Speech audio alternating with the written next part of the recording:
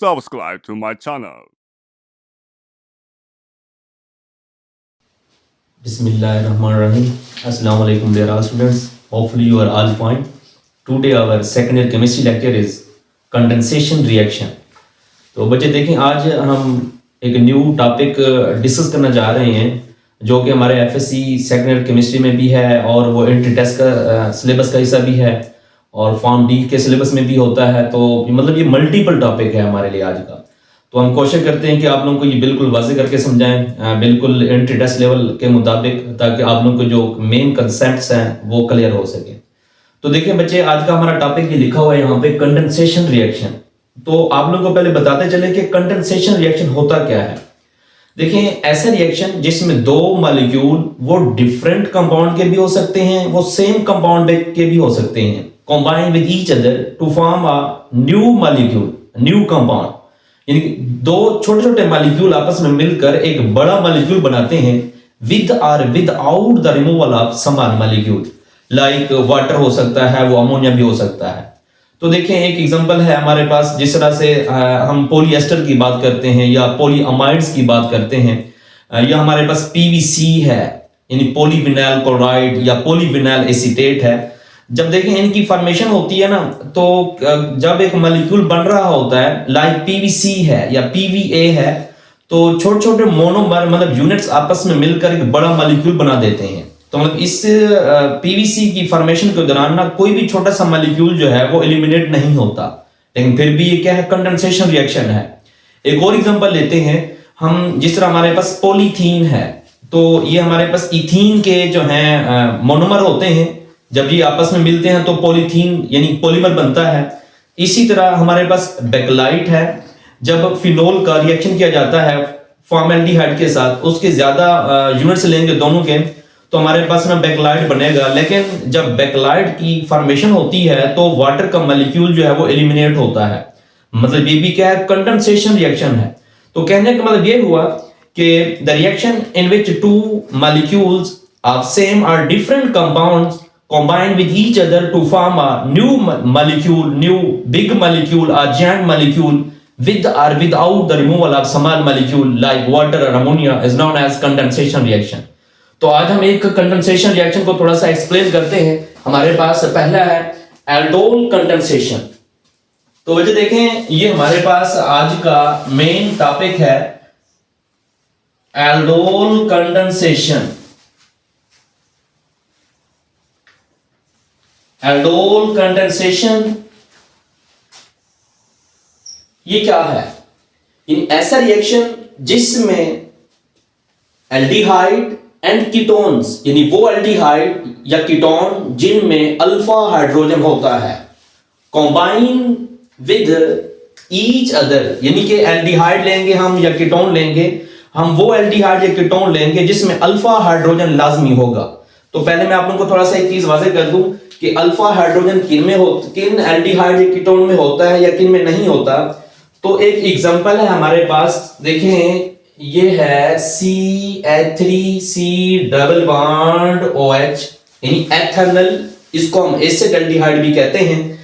तो आप लोगों को पता होना चाहिए कि किसी भी फंक्शनल ग्रुप के साथ जो पहला कार्बन अटैच होता है ना, उस कार्बन को हम अल्फा कार्बन का नाम देते हैं। तो और अल्फा कार्बन के साथ जो हाइड्रोजन एटम्स अटैच होते हैं, उन हाइड्रोजन को हम अल्फा हाइड्रोजन एटम्स का नाम देते हैं। मतलब देख लें, आप लोगों को पता है कि ये हमारे पास ना एल्डिहाइड का ये ग्रुप है, फंक्शनल ग्रुप फॉर्माइल ग्रुप है। या आप लोग इस कीटोन को देख लें कि कार्बोनाइल ग्रुप इसमें अवेलेबल है। इस फंक्शनल ग्रुप के साथ जो पहला कार्बन अटैच है, इसको हमने अल्फा कार्बन का नाम दिया है। और अल्फा कार्बन के साथ कितने, 3 हाइड्रोजन एटम अटैच हैं, मतलब इसके साथ 3 अल्फा हाइड्रोजन है। तो मतलब जो एसिड एल्डिहाइड है, जो एथेनॉल है, हम इस एल्डिहाइड को एल्डोल कंडेंसेशन में यूज करेंगे, यानी यूज हो सकता है, नंबर 1।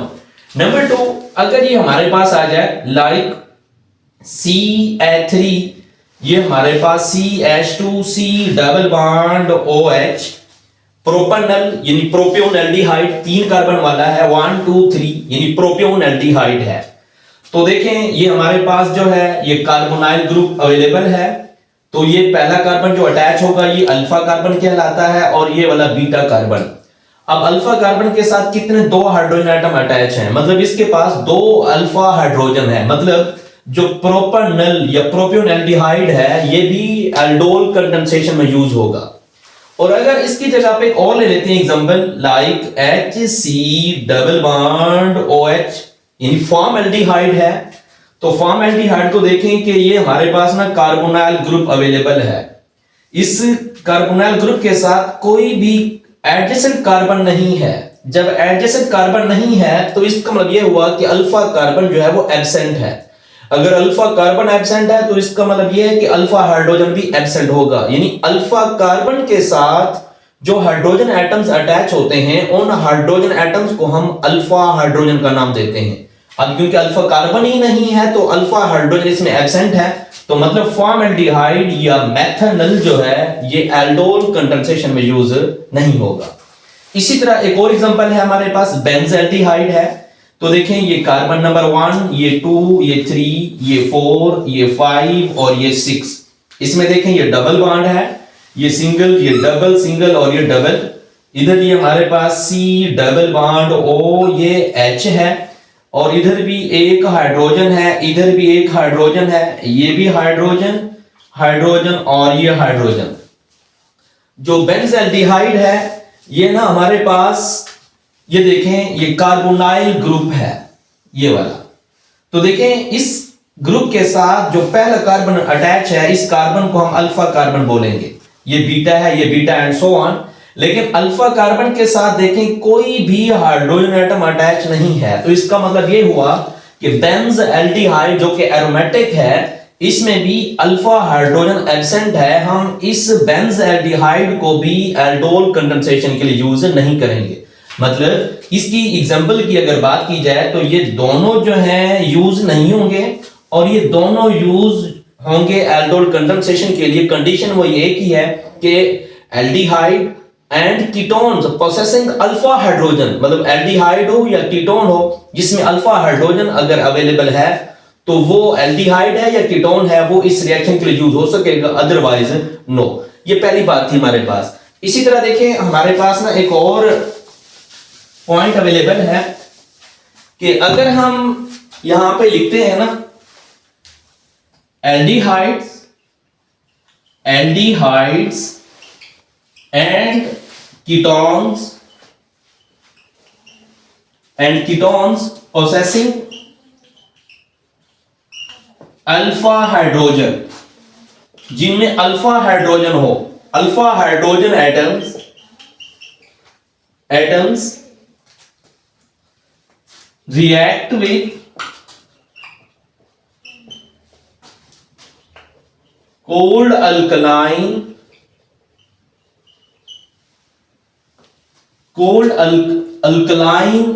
alkali यानी NaOH और KOH, हम इसको यूज कर सकते हैं टू फॉर्म एल्डोल।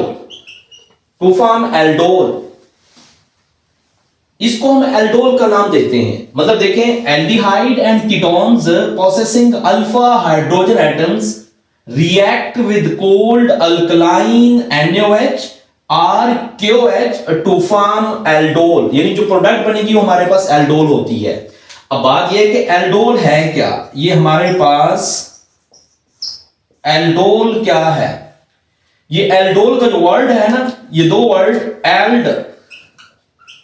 एल्ड का मतलब होता है एल्डिहाइड, यानी एल्डिहाइड को कहते हैं, यानी एल्डिहाइडिक ग्रुप, और दूसरा ये हमारे पास ओल है, ये हमारे पास ओल है, इसको हम अल्कोहलिक ग्रुप कहते हैं।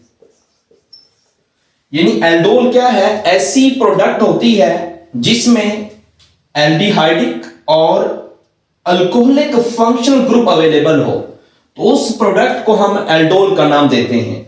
फॉर एग्जांपल देखें, ये हमारे पास ना एक एग्जांपल है CH3CH, ये OH है, ये हमारे पास C डबल बॉन्ड OH।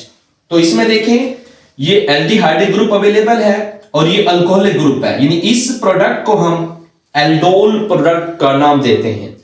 तो आप लोगों को भी ये क्लियर हो गया कि एल्डोल कंडेंसेशन है क्या, कि ऐसा रिएक्शन जिसमें एल्डिहाइड या कीटोन्स जिनमें अल्फा हाइड्रोजन होता है वो कोल्ड अल्कलाइन NaOH के साथ रिएक्ट करते हैं टू फॉर्म एल्डोल। तो हम इसको एल्डोल एडिशन रिएक्शन का नाम देंगे, हम इसको एल्डोल कंडेंसेशन का नाम नहीं देंगे। अब देखिए इसकी एग्जांपल्स की बात करते हैं हम यहां पे।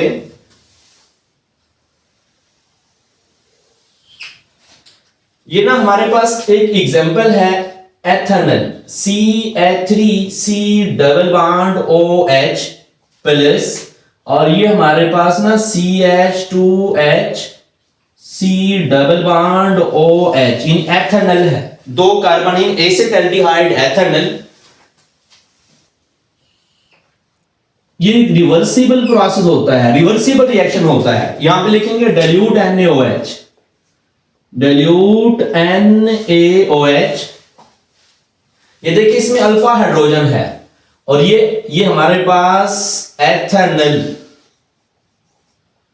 ये भी हमारे पास एथेनॉल, दोनों एथेनॉल है। In the presence of dilute NaOH to form aldol product. इसका जो अल्फा हाइड्रोजन है ना, ये वाला, ये अल्फा हाइड्रोजन जो है ये जाएगा इस ऑक्सीजन के पास और इसका ये डबल बॉन्ड है टूट जाएगा कार्बन का, और कार्बन का बॉन्ड बनेगा फर्दर कार्बन के साथ। मतलब ये जैसे लिखा हो इसको वैसे लिख दें, मतलब ये आएगा CH3 और ये हमारे पास CH, ये वाला H CH, ये H इसके पास आएगा तो OH बन जाएगा ऊपर, यानी ये हमारे पास OH और ये कार्बन बॉन्ड बनाएगा फर्दर इस कार्बन के साथ, यानी CH2 C double bond O और ये हमारे पास H है। यानी इसमें सिर्फ एक ही पॉइंट हमने डिस्कस किया है कि जो अल्फा हाइड्रोजन होगा ये वाला, ये जाएगा इस ऑक्सीजन के पास, कार्बन ऑक्सीजन का जो डबल बॉन्ड होता है वो सिंगल बॉन्ड बच जाएगा, एक टूटकर फर्दर कार्बन जो है वो अपना बॉन्ड बनाएगा अगले कार्बन के साथ। यानी ये जो प्रोडक्ट हमारे पास है ना, इसको हम बोलेंगे एल्डोल प्रोडक्ट, एल्डोल। यानी ये हमारे पास एल्डोल है, क्योंकि देखिए इसमें एल्डिहाइडिक ग्रुप भी है पड़ा और अल्कोहलिक भी है, इस वजह से हम इसको ना एल्डोल प्रोडक्ट का नाम देते हैं। या इसको ये भी कह सकते हैं कि हमारे पास ये एल्डिहाइड है 1 2 3 हाइड्रोक्सी, 1 2 3 4 कार्बन है, ब्यूटानल 3 हाइड्रोक्सी ब्यूटानल भी इसका एपिक नेम है। एल्डोल भी कह सकते हैं, एल्डोल प्रोडक्ट, क्योंकि एल्डिहाइडिक ग्रुप भी अवेलेबल है और अल्कोहलिक ग्रुप भी अवेलेबल है इस वजह से। दूसरी बात इसमें देखें, अगर हम और एग्जांपल ले लें, CH3 है, ये हमारे पास CH2 C double bond OH plus, ये हमारे पास H और ये CH CH3 C double bond OH। अब देखिए 3 कार्बन इसके पास भी 3 कार्बन है, यानी प्रोपियोन एल्डिहाइड, हम इसको प्रोपनल कहते हैं, प्रोपनल। यानी ये ना हमारे पास प्रोपनल है, प्रोपनल, और ये भी हमारे पास propanal. Forward reverse reaction in the presence of dilute NaOH, हम इसकी जगह पर ना KOH भी यूज कर सकते हैं, बात एक ही अल्कली है, और बाजू का बैरियम हाइड्रोक्साइड को भी यूज किया जा सकता है।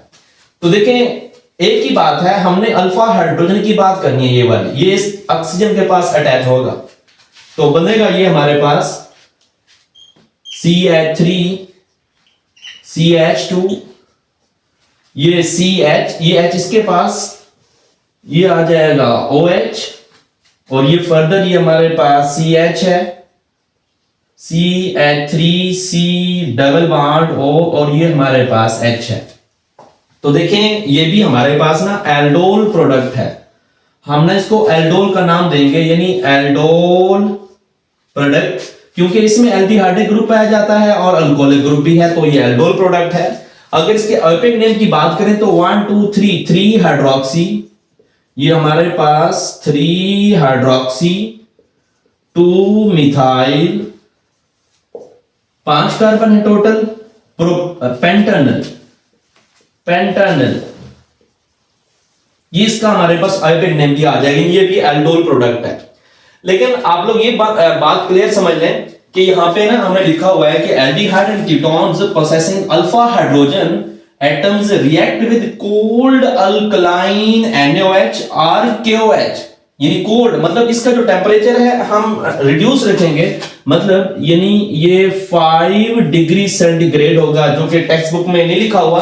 कोल्ड का मतलब ये है कि 5 डिग्री सेंटीग्रेड हो, और डाइल्यूट सोडियम हाइड्रोक्साइड का मतलब ये है कि 10% हमारे पास सोडियम हाइड्रोक्साइड होगा और 90% वाटर। मतलब इसका ये हुआ कि यहाँ पे ना 10% जो है ये सोडियम हाइड्रोक्साइड और 90% हम वाटर यूज करेंगे, यानी इसमें जो है वाटर भी लाजमी यूज होता है।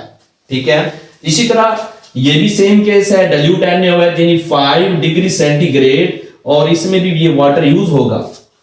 ठीक है, और तीसरी और लास्ट एग्जांपल देखें जो कि टेक्स्ट बुक में दी हुई है, और ये हमारे पास है CH3 C double bond O, और ये हमारे पास CH3 है यानी एसीटोन है।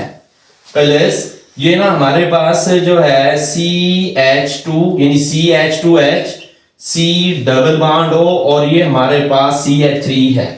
मतलब देख लें आप लोग, ये हमारे पास ना कार्बोनाइल ग्रुप है, इधर भी अल्फा कार्बन है, इधर भी है, मतलब इसके पास भी 3 अल्फा हाइड्रोजन है, इसके पास भी 3 अल्फा हाइड्रोजन है। सेम केस इधर भी खड़ा है।